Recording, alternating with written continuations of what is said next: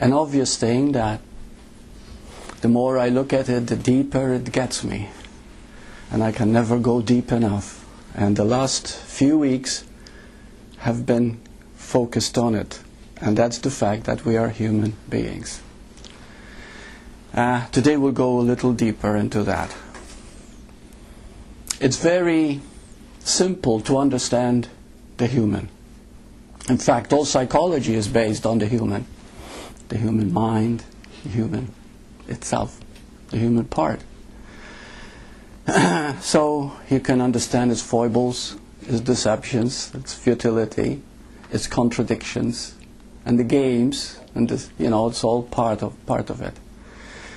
But here's the thing: can we experience the being?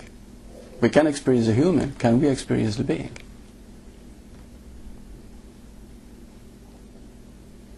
We cannot. We can never experience the being. And that's what it's all about, the being. But why can't we experience the being? Very simple. Because it is the being that experiences. So, you're listening, it is the being that is listening. Who is speaking is the being that is speaking. If it's tinged with the human, then it's going to lie and cheat and play a game. Because the motivations and agenda would color it. So the point is to understand the human being as the two parts and then bring them together. And that is the whole journey. See? Now the being, the very nature of being, and I want to take it slow here because it's a very hard thing to define, is the changeless now. It can never change. It is the now. Therefore, it is everything. Now, when we talk about the changeless now, first of all, how do we know that there's a changeless now? Very simple. Everything changes. There is nothing that does not change. Absolutely nothing. But the fact that you're aware that everything changes, that very awareness that nothing changes, is the changeless. Are you with me? See, when you were young, you had a different body, different personality, different everything. But you always say, I am. Became a teenager, still the same I am. Everything changes, but the I am is still the same. The I am is the observer, the witnesser, the being. Never changes. And because of that, we can see the change. You see? And this is where it gets interesting, to watch the human. Because by watching the human, you get to know being. But the being cannot turn on into itself, because the being is everything, does everything, and there's nothing but the being. But you see, when you study the outer layers of the being, which is known as human, which is known as the world, then what happens is it brings us back to being. Only as we explore how real are the layers, or rather the appearance of being, that we come to know the being. It takes us deeper and deeper and deeper into itself. Now, the very nature of now, which is the changeless, we confuse it, and I find this very, very often. People who even read the book, The Power of Now, they still confuse the present with the now. And I don't know if it ever has been explained, but there is a difference. So let me say this, that the now is changeless because it is not confined to memory. The present is memory. The present contains all your past and even your thoughts of the future. In fact, you can live in the present and still be experiencing the past in your body from whatever you've experienced emotionally, you see? The now is the container of the present. We have to see that.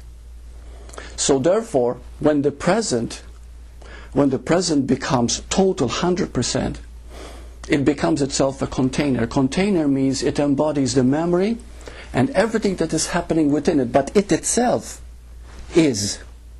Okay? So therefore, the very nature of the changeless now is called love. But please feel it out, and if there are any questions, do not take my words for it, because then it's not fair to your own heart. Let yourself feel it, and forget what you've studied or read, because that does not help. You know, we're going into the feeling of it. The best way to explain how now is love, take a mother who's just given birth. That's the only explanation that comes first thing. And she's holding the baby in her arms, and at that moment, all the pain that she's gone through and the discomfort and debilitation of her body does not matter anymore. There's only the child. And at that moment, that's love. See?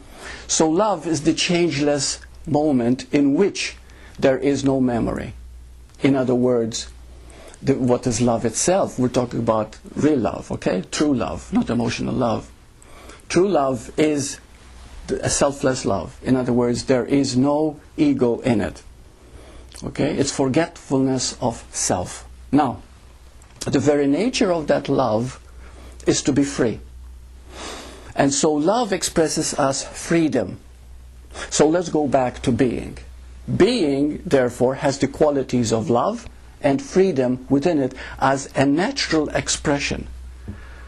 Now, love and freedom are not emotions. They are not things. They just are the very nature of the unchanging now.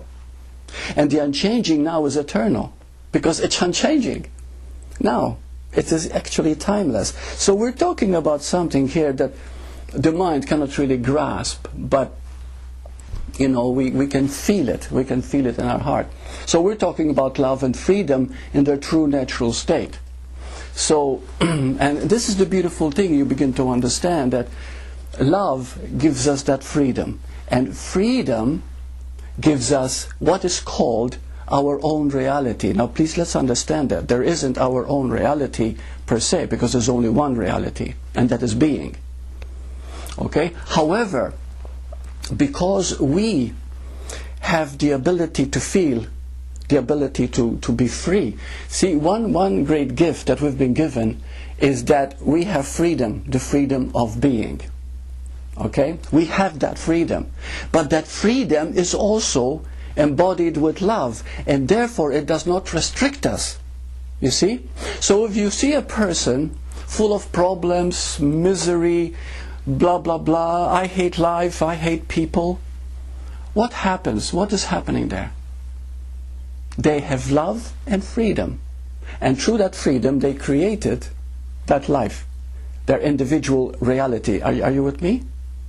So we have the freedom to create misery or happiness. We have that freedom, and that freedom is the gift that has been given us.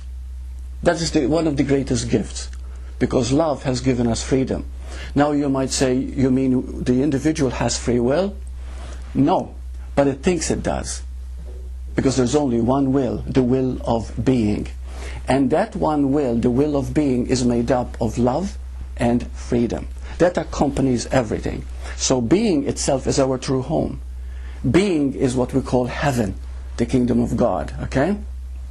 So when we feel free, and we do not know that we think we have a free will of our own, okay, there's no such thing as ego will, but we think we do, and so we keep choosing that which is not good for us automatically. So if you're living a problematic life, if things are not working out, if you're very emotional and unhappy, there's nothing wrong. You are making use of your freedom in an unnatural way. Okay? And what I've learned, you see, I've been doing this hypnotherapy, or I call it one-on-one session, or super sentience. I've been doing it now for 30 years, and I've met a lot of people, and I keep meeting people all the time. And one of the things that is absolutely clear, is that everybody creates their reality. So what is a person objecting to, or complaining, or feeling bad, oh, this is happening to me? No, it is not happening to you. It is being created by you. Because when I talk to them, they say, why is this happening to me, and why is life like this? Now, okay, let's explore this life that you're talking about. And then I find out these patterns, these beliefs, this thinking that is producing the very thing they're complaining about. But they're not aware of their inner dialogue. They're not aware of their thoughts. They're not aware of how they think. See, we are completely free. In our being, we are completely free.